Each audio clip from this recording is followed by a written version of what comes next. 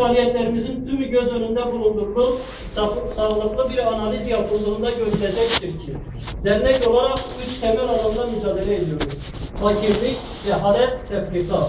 Verdiğimiz seminerler, konferanslar, yaptığımız etkinlikler ve gerçekleştirdiğimiz yardım faaliyetleriyle bunların azalması ve ortadan kaldırılması için mücadele ediyoruz.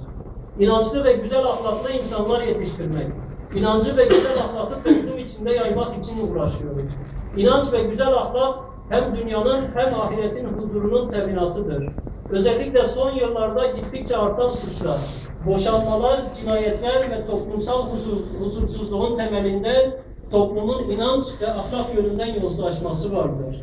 Cennet ve cehennem gibi iki manevi polisini içinde taşıyan bir insan, Allah'a vereceği hesap korkusu ile yaşar ve kötülüklerden uzak huzur içinde olur.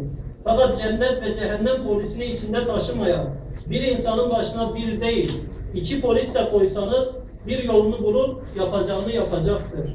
Şiddete maruz kalan ve ölüm tehdidi altında olan kadınları devlet polis koruması altında himaye etmeye çalışıyor. Bu gidişatla bütün emniyet mensupları bu işe tahsis edilse yine altından kalkılmaz. Bataklık kurutulmadan sineklerle baş edilmez.